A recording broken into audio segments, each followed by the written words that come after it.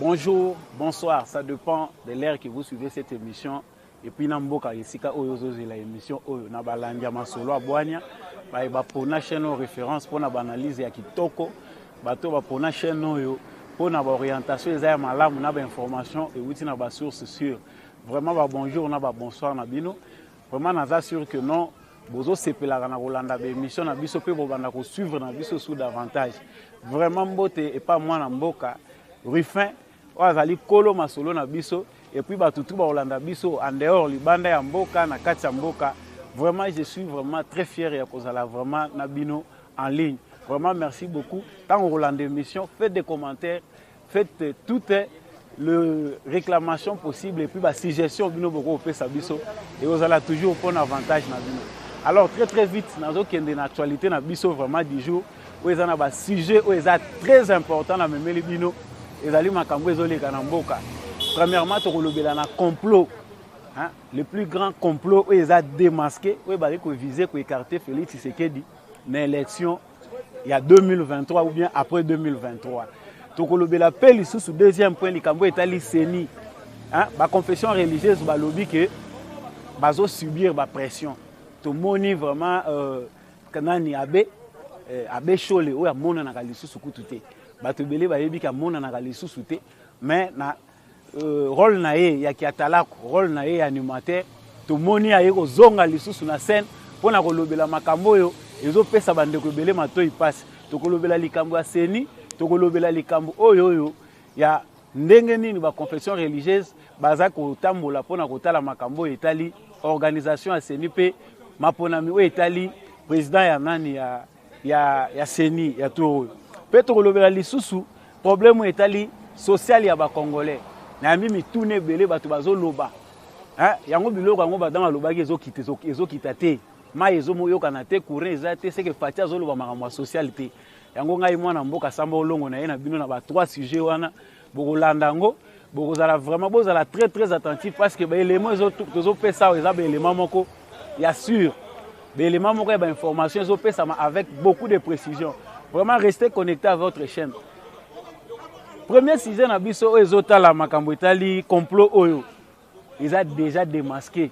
Donc place aux alliés na kanto zo ningana mais complot lisusu ndenge nini. Oui, effectivement actualité na biso ndongo zo mona lelo actualité omoni ningisi penda mokili mobimbe ningisi Congo. Bato mususu ba se retrouver na prison. Lokola ba Jacques Ndala ba mususu omoni ba komi biloba na ba télévision.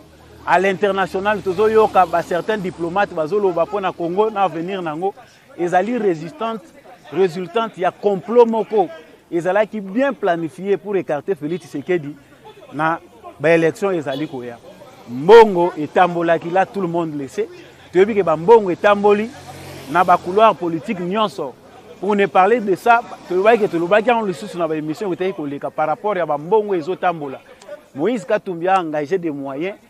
Et puis il n'est pas seul. Duel au Bango Basalina Joseph Kabila ezali pour fragiliser Félix Tshisekedi sur le plan politique, diplomatique et puis sur le plan interne au niveau de l'institution. Yango na bosangani na bango babandaki déjà na plan d'action na bango. Et là kwa liboso bango ba visa ki ezali ko banda campagne de déstabilisation. Cet argent là tu veux que zo tourner nanu na ba chambre diplomatique ebele. Tozo ebisa bana mboka ebele ba comprendre déjà que Mabe ezali faut biso en tant que Congolais, tozala ngele tozala ya kotelema parce qu'il s'agit de notre vécu. Muto bazo visé ezali muto yo azali un espoir ya peuple congolais na kati ya mutu na ye. Ça dit ba Congolais nyonso bazo espérer sur le président de la République yende mutako komemela biso espoir. Pona kozongela likambo etali complot. Lorsque batamboli na bambongo na bango. Tomoni que non retour nango ezongi, tomoni envoyé États-Unis ayaki na Congo. Tout le monde peut ba déclaration peut oyo riposte au président de la République ya salaki na kati ya lisolo na yeba solo laki na secrétaire d'État américain. Yango ezaki lokwa riposte par rapport ya makambu oyo ba visa qui ba accusation moko ya lokuta que soi-disant président Félix Tshisekedi azo bongama pona ko retarder ba élection, il est en train de manœuvrer pona ko écarter certains adversaires na ye alongola bango na scène politique pour se retrouver yemoko na l'élection ezali koya. Je pense que le président a eu tout le temps pour évacuer babiloko wana kolongola ba manœuvre nyonso wana basala ki pona ko déstabiliser ye. Mais tozongi na plan na bango na niveau interne. Qu'est-ce qui se passe aujourd'hui na kati assemblée na biso? Plan wana bango ba bongisa ki bande ko sali makaka na à l'externe du pays. Bizala qui peut prévu qu'à l'interne du pays et bota ba fri yango tozomona lelo désordre ezo se passer au sein de l'institution makelelo ezo botama. Ezali résultante ya ba mbongo oyo bato balie pour déstabiliser le pouvoir de Félix Tshisekedi. Na kati assemblée, je pense que bato nyonso ba yebi rôle nini oyo Jeannette Kabila jouaka. Je pense que bato belé ba kozala concentrer ba yebi. Moi si wana soit disant li passa à Joseph Kabila, li passa au ba botama moment moko te na li passa na yepe ba botama na ba village moko te. Cette femme là a sa rôle na ye eza ko landela ka ba député oyo ba kotaki na union sacrée à travers basio ya zotambola na bango pour corrompre les députés ba composer majorité na bango ya sika o bango bazolinga basala na kati ya Assemblée nationale. Na kanti ba kombo ezebele ya bato o bazo travailler là-dessus pour essayer encore de manipuler certains députés, ba travailler au nom de la vision du président de la République au ba adhérer na union sacrée, mais ba continuer ko nuire, ba continuer ko freiner démarche les alliés à engager ba réforme. Cette femme là tu ebi rôle munene o ya jouer na mboka oyo. Et puis commission ya outi ko gérer ba outi ko longolé kalaté, za commission etali makambo ya défense na sécurité nationale. Et allez-y comprendre place o ya kende kozwa. Te rôle nini o ya alingaki apo na place wana. Et aujourd'hui, cette femme-là se permet encore ya kotambola na bambongo wana. C'est cet argent-là qui crée du désordre na kati assemblée na biso. Ba député ensemble oyo déjà bazaraki d'accord na Moïse Katumbi. Ba yebi bisika nini bango bakenda kozwa bambongo na bango. Ba yebi comment ils sont malmenés pour ba continuer ko tcha ba bruit, ba lobela makambo eza inutile, au lieu ba lobela ba intérêt ezali ya peuple congolais. En dehors ya kati assemblée, nous avons vu que cet argent-là circule encore. Le col a vu que bazana ba contact na bango, na kati ya ba institution, ba contact na bango eza na kati ya armée. Nous avons vu comment na kati ya armée na biso musala sabotage oyo certains officiers ba outi ko planifier ao.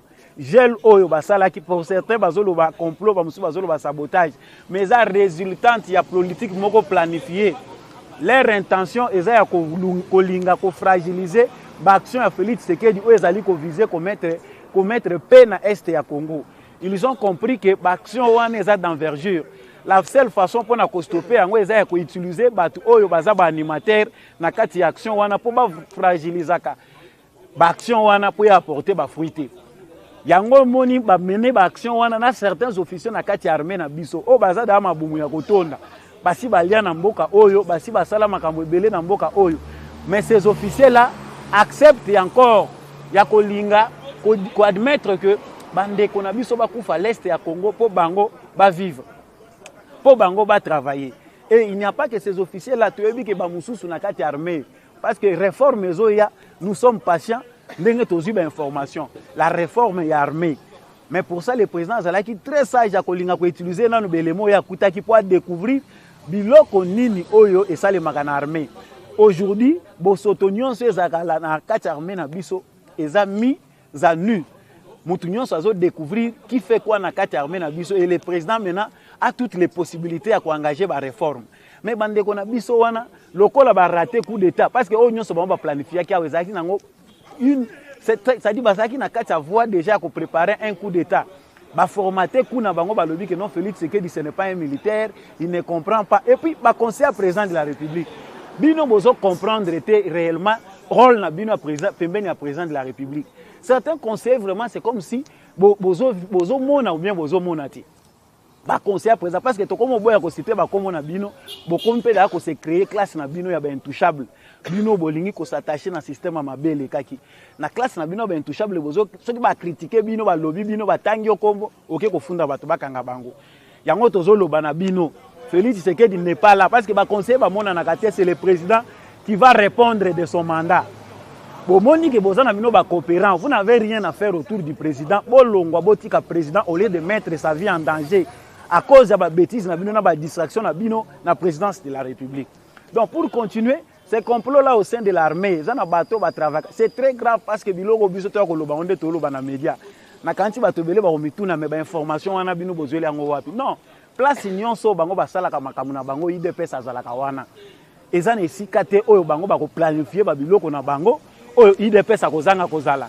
Nous sommes très vigilants et puis boyeba tozalaka na bino partout complot nyonso bino bosalaka avant bino boya ko bimisa ngo na terrain biso déjà tozaka na information parce que nous savons que ndenge bozo planifier souci na bino c'est que Félix Tshisekedi échoue po bino bozo argument ya kozonga même si peuple ngo aza ya zoba même si peuple ngo aza ya bololé est-ce qu'il peut accepter même si Félix Tshisekedi peut échouer aya kozonga na 18 ans lisusu bazongela batoyo kaka même mo banyokola kiye aya kozongela bango na 18 ans ça dit bozo comprendre na bino te moni mbongo l'argent sale hein mbongo wani aveuglé bino bomona lisusu réalité en face te mais boye ba ke bofongoli déjà porte makala bofongoli déjà bino moko porte makala parce que avec toutes ces révélations makambo bino bozo sala pour déstabiliser encore les institutions et freiner la marche ya instauration état de droit Félix Tshisekedi ayenango bofongoli bino moko porte makala.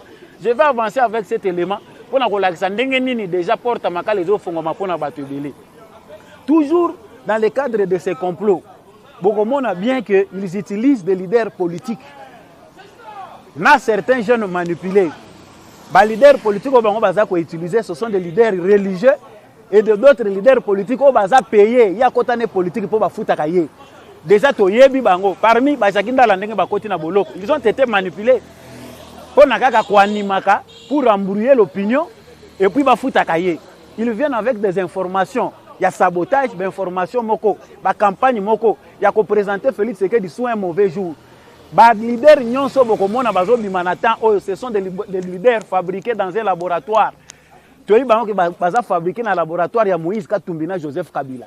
L'argent qu'ils ont reçu pendant ces 18 ans, bango bazo bomba mbongo wana kaka uniquement pour détruire les sous mboko bango ba détruire déjà pendant 18 ans. Cet argent qu'ils utilisent en bongo lokola talako na bango. Comme ils ont bien déjà planifié, en bon andimi, à la parrain à bango spirituel, ayaka mena, kozwaka nombre d'aliénés na bango, pour na koya entraîner ba Congolais, oh déjà baza affaibli, na oh bino bosala kin bango. Mais c'est en bongo se permet maintenant, aux la parrain, mosengo akufi eti komis ko yonde en bongo. Loko yoro en bongo oyebi, et puis bande comme ça bazo confondre un peu de quoi biso tozoloba. Nous nous attaquons pas à l'église catholique. Les fidèles catholiques, il faut comprendre un groupe d'individus ne peut pas prendre toute une église en otage.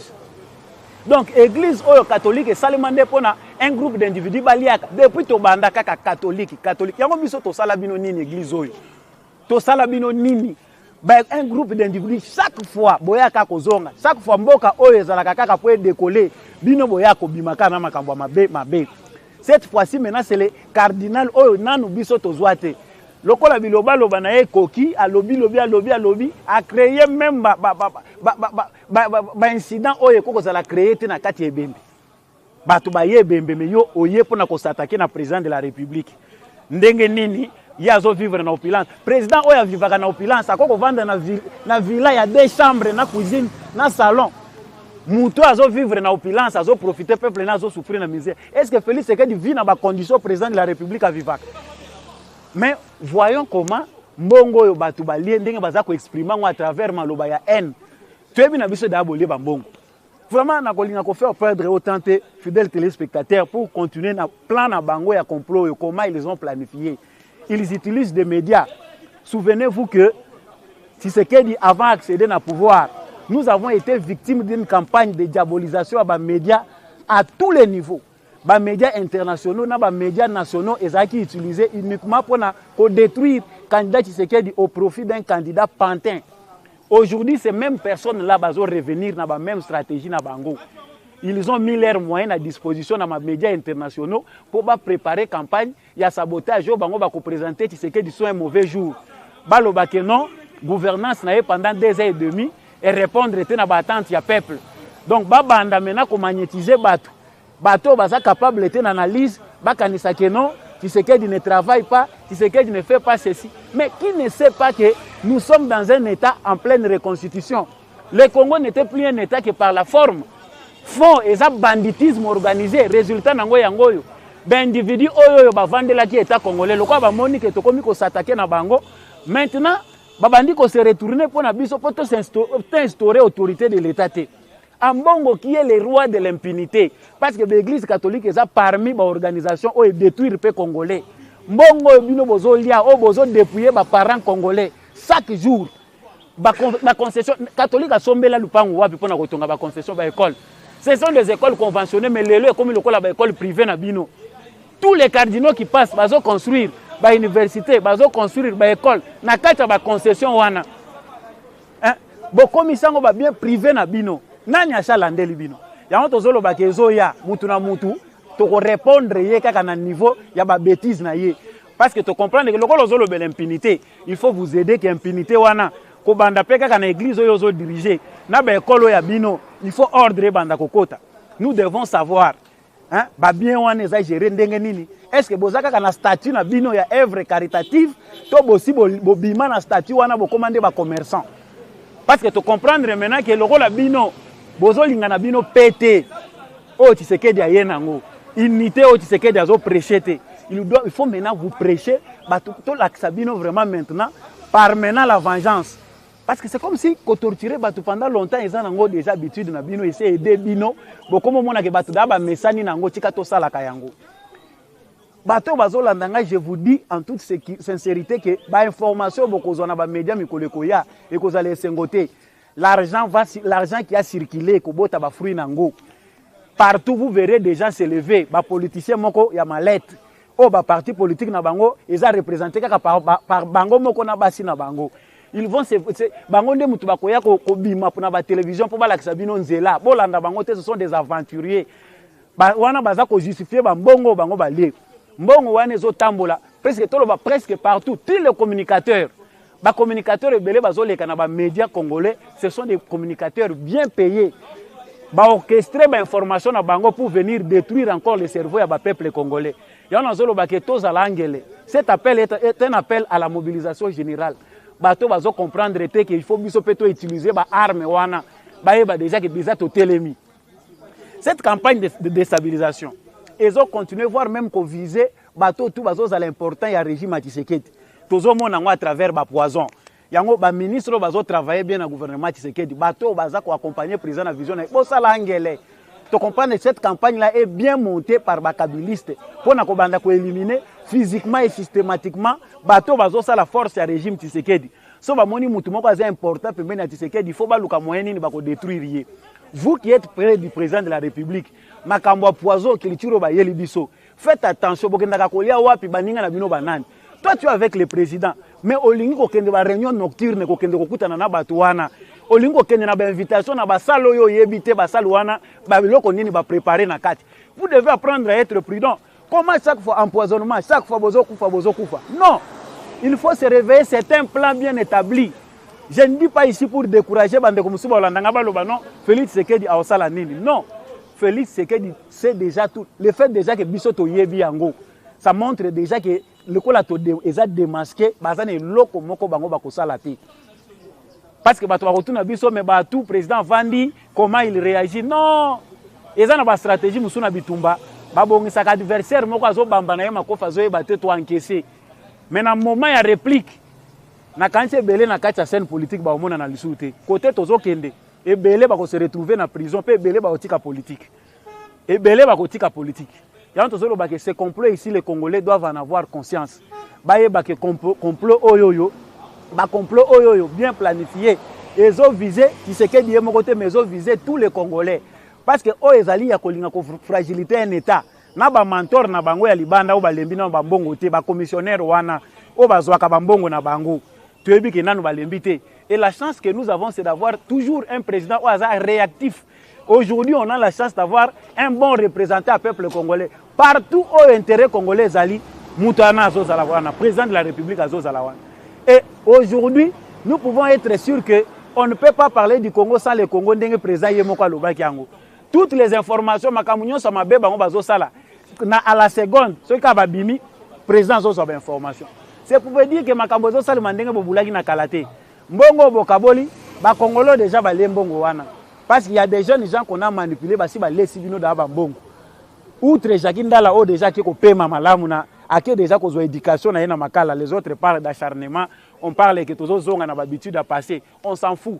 Le col abino ba yebisa bino qui habitude ya régime ya présent et ça impunité na bateau bazo bimisa ba menace bateau bazo représenter danger pour l'état libino. Même aux États-Unis, on arrête des terroristes. Moutou aza ko s'improviser en terroriste, aza ennemi à nation. Sa place est en prison. Donc pour na clôturer dossier aux autres la makambu ya complot oyo. Tous les bana ba congolais qu'il faut se préparer. Il faut se mobiliser. Likambu ya loi tchani oyo est très important. Pour retourner biso na souveraineté na biso lokola bango bazolo baboy parce qu'ils veulent maintenant nous montrer que bango nde bazana posa mboka oyo totikela bango baya kozonga lisusu na pouvoir pour nous montrer ce qu'ils doivent faire. Non, ce n'est pas ça. Mais ça ba force du mal oyo nde toye kokuta bazo bundisa biso balingite kotika mboko ezala kimia. Ya on a lobby mobilisons nous. Soko za congolais de père et de mère comprenez maintenant danger oyo persister. Et puis loko tozolo babandeko belé balobeli yango. Likambu ya babien Kabila. Babien Kabila oyo représenté jusqu'au lelo insécurité munene na mboka. Pillage systématique ya mbongo yo Kabila lié. Merci na bandeko déjà babandi kozwa conscience. Bazo interpeller na cour constitutionnelle. Na kotanga bakombo na bango.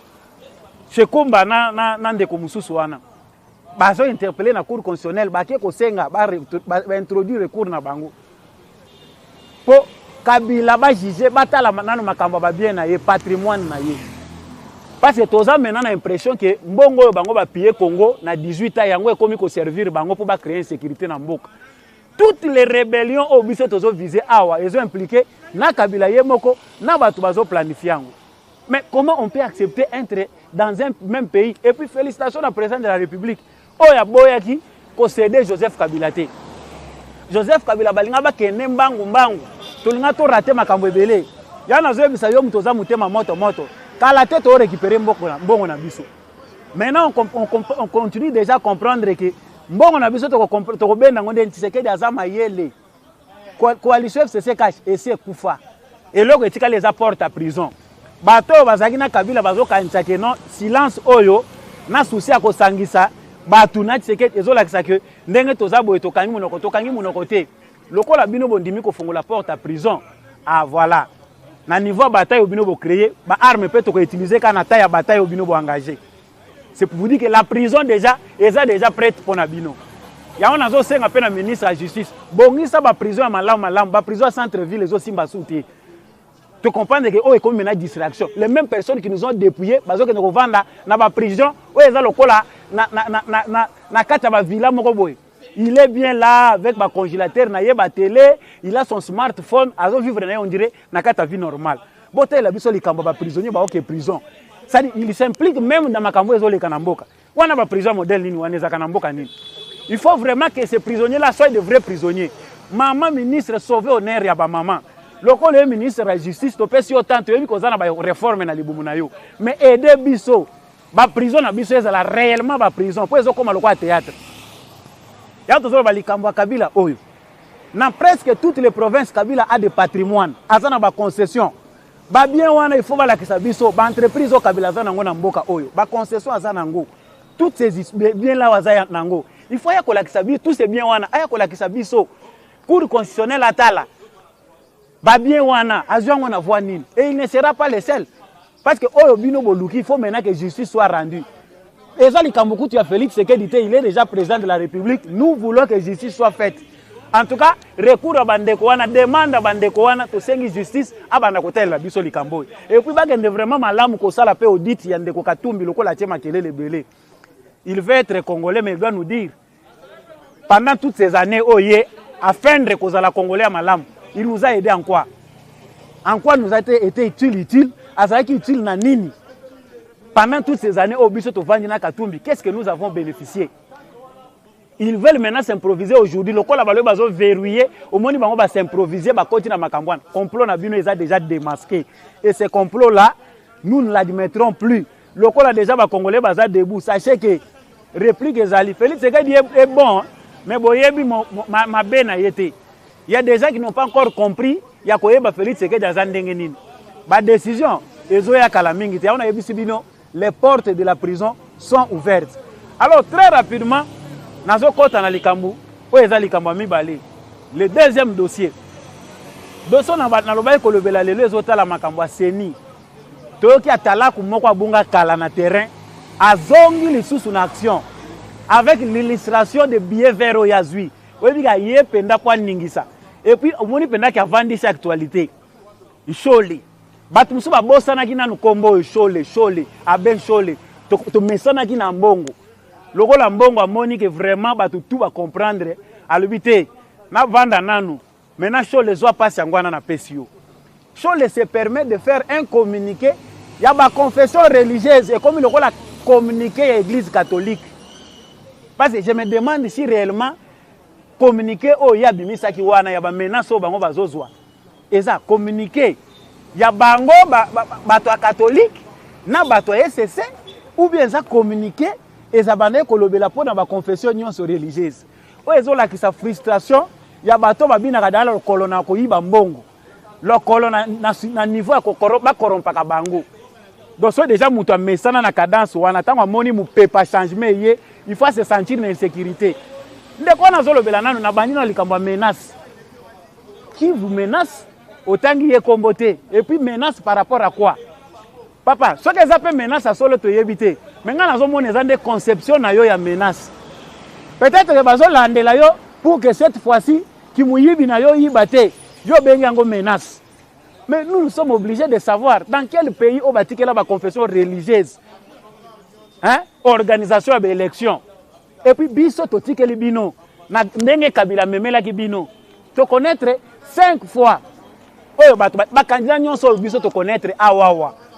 Na makambo etali seni. Ba wuti na catholique, ba wuti na SSC. To moni Ngoi Mulunda catholique.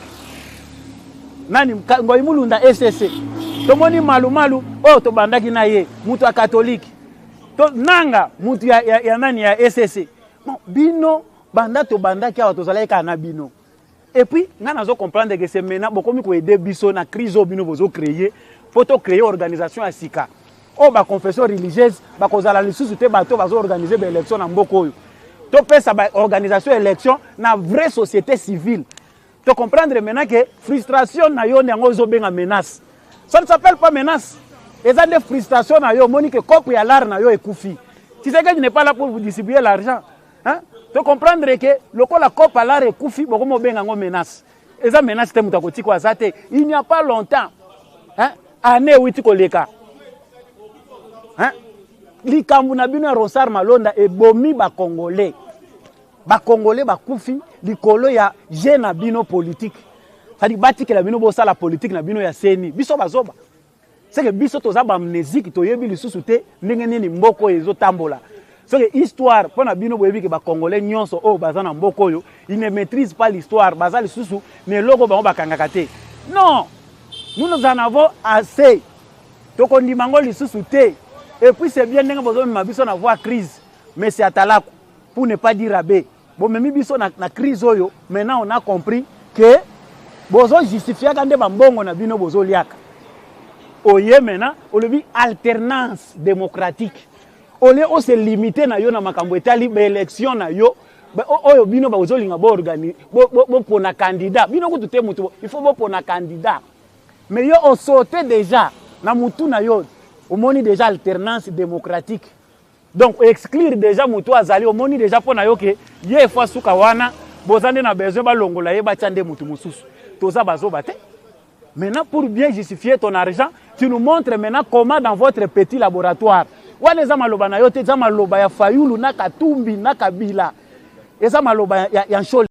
Yango mese Nshole. Nous avons bien compris que bisika oyo zali ozali nde ko justifier ba mbongo yo lié. Alors tika Congolais tranquille, bande ko nanga catholique ya monde entier, toza ba ennemi na bino te, biso ta tozolo mamba politique. Boye bisa ba be na bino, be évêque na bino, cardinal na bino, oya sepeli na ye ko lata kazaka ya politique ki akomi collègue na biso.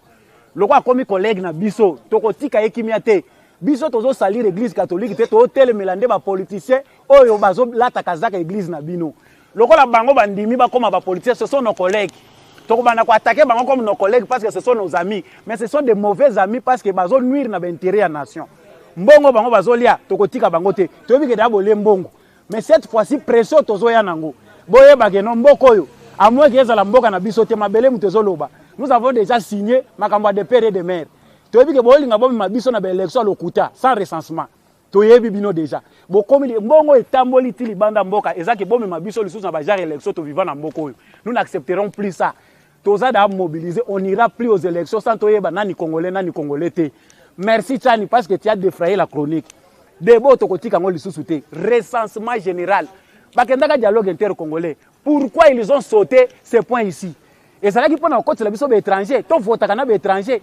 Il y a un bino mbongo pour favoriser encore ces mêmes étrangers, va reprendre le pouvoir na bango. Lorsqu'on a dit fils du pays, azo sepeli sabino te. Dans la vision à bino bomoni maintenant que il faut déstabiliser, écarter les filles du pays pour na bakop à l'art. Mais botonga dans ma pango. Bona ba immeuble bozana ba bien. Ba sanga ngo pe bota to ebi bana na bino na poto.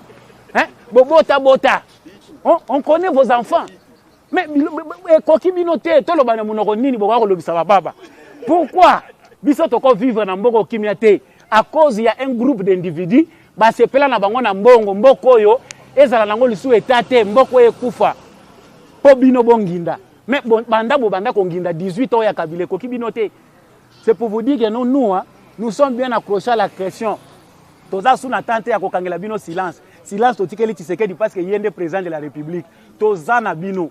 Toza penda na bino boko. Donc bino boye bageloko bino boluki. Boko monango. Vous créez des débats de toutes pièces pour na kolinga ko distraire opinion congolaise. Batuba kanisa ke important ezandi na makambo bino bolo alors que bino mission na bino ezandi ya ko déstabiliser Tshisekedi pour échouer. Les Congolais qui me suivent, que vous soyez ici à l'intérieur comme à l'extérieur, le mot d'ordre est déjà donné au Lucano mot d'ordre. Si tu es un vrai Congolais, tu connais déjà dans quel cas il faut appartenir. Parce que mbongo yo kaka et puis batongo bakabola ka mbongo ngo. Yango zo mona mbongo yo moneli pasité ozo panzango na pete. Hein? Mbongo yo moneli pasité ozo kabela ngo n'importe qui okobwaka. Yo kazi mbongo pena mutu azozo na voie normale ako panzango ndenge wana. Il y a des milliards qui ont été dépensés kaka pona ko nuire na nation depuis Mobutu. Depuis Kabila Musée, depuis Kabila Oyakei, mais bosali nini? Parti opino bo luka, papa, botumboli bato batumbola kate. Loko na nzela na bino IDPS azali boye ba ke bozana problème. Tozalaka na ba sentinelle na bino IDPS azali na bandeko na yo IDPS azali. Bo tuna nga bozozo ba information ngwa tozozo ngo na bandako na bino. Na bandako na bino nde tozalaka informer. Yango petit à petit nazo kende pour koma na suka. La bino bato bozolanda vraiment beto info. Nazo koma na point bato tu bazolela bato balobi social bato bazoloba mais makambo ba priya biloko tozo comprendre que le président de la République sociale les autres l'été to ndenge nini mais bana mboka toza la peine moi ata nzaleza na libomo mais moi sagesse il faut ezala po ezaka déjà na makila yo tata nini yo koyana ozana ndako na yo moni pendage bitumbe kote leo na lupango ya yo eza héritage ya yo na bana na yo omoni ke balinga botolo lupango yo ko landela na dosa lupango to ko wela libomo bana. Avant tout, il faut sécuriser le pango, le zonga. Après, les dossiers de social où nous voulons parler, tu as dit que tu wapi, tu komi wapi, tu as kende wapi. Yo mitunana yo congolais pendant 18 ans. Qu'est-ce que Kabila a laissé comme route de desserts agricoles? Plan agricole nini, tant que c'est que nakati ya grenier congolais et logo nini ya kuti o ko lesa ba congolais en cas d'une catastrophe naturelle. Yo Congolais yebisangai ba bien o ba Congolais ba consommaka en grande quantité et witaka wapi ce sont des biens importés. Mais Félix Tshisekedi est venu. Bato bazolo bazo sale logo tazo sale parce que vous suivez des mauvais médias où ils ont transmettre bino ba information ya ko créer kanango ba frustration. Ba médias oyo ba lesa da ba mbongo pour na kubanda ko affaiblir bino. Mais le président de la République na niveau na ye ya social tango accéder na pouvoir accéder à un programme de lutte contre la pauvreté. Il savait que les Camerounais et les Congolais sont préoccupés. Ils ont réfléchir. Ils manipuler. C'est le problème du social. Mais parce que de grandes priorités font que abandonnant dans le secteur important, la sécurité, intégrité territoriale et les guignons. Le président Luki a sécurisé dans nos mots pour reprendre le contrôle de l'État Nabiso. Ils ont pris en otage par les étrangers. Toutes les nations du monde bazo piller biso. Vous pensez que le président ko se préoccuper na nous te poatana nous clôture. Alukana nous ko pekisa bato yo bazo yiba na libulo yo ndeni bako yiba. Et puis même quand vous parlez, quand na ko kitana oyo zo lukana koma. bande ko bele bazoluka kaka o la kisabiso biloko ko kitandenge nini. Oui. Mais pour arriver na oyo zokoma, économie congolaise ezo fonctionner ndenge nini. Parce que ça na belema mususu ezaka facile à comprendre mais lokolo zo yoka biyoka yoka moyen ou analyser malamu ezate. Économie prise en otage par les étrangers. La majorité des entreprises où ezali côté ka ba produits surgelés, ce sont des entreprises étrangères. Ba kota déjà na mafia. Ce sont des kabylistes. Les lelo zo pekisa bango ba to sa mibeko lota eza kabylisme wana. Et en passant, je voudrais vous dire que eza passe na mboka o eza ki etate. Oyo ba yanke moko bo déjà ba yana banditisme na bango, bakanisi ke nyonso bango nde mutu bakosala ngo na kobata manasima kazaka l'État. Mais tango ba moni mutu aya linga zongisa État ekozonga normal batu batosa mibeko. Bakolinga ba telemela mutu wana. Ya ntozo mona bandeko ebele oyo bambongo wana o batu ba baron ya régime ya Kabila mutu bakomi kolinga te. Instauration ya autorité à l'État na ba secteur o bango bakangaki en otage. Basi be échoué sur le plan politique pour qu'on a déjà tout gagné bango. Oh nyonso bakosala eza nango ya mai. Mais lokola ba na niveau économique tozo dépouiller bango, tozongisa bango na niveau oyoyo bango balinga tozongisa bango. Pour toi qui t'inquiète du social, na kanisi ministre a commis déjà na niveau ya kolinga ko maîtriser balance ya ba prix. C'est-à-dire musalo ministre na biso économie azo saleza que tito comme en décembre 2021, il faut balance à ba prix salemo. Pour que congolais nyonso alia na nzala na ye. Donnons-lui le temps, il va faire l'essentiel. Yango na komi na suka vraiment ya ba numéro oyo. Na kanti ke na ba prochain numéro na kozonga lisusu na banalize ya malonga. Bino batu bo sepeli ko landa ka chaîne oyo, bo pesa biso fidélité na bino. Banalize solo, ba information solo. Ngai samba olonga na za wana numéro eza na C. Envoyez vos commentaires. Ceux qui ont aimé, abonnez-vous massivement. Laissez-nous vos commentaires, vos suggestions. Tous en abino vraiment ensemble. Tant que vous continuez à vous poser des questions, si on a répondre à WhatsApp, je vous réponds dans l'émission prochaine. Quant à moi, je vous dis au revoir et à très bientôt.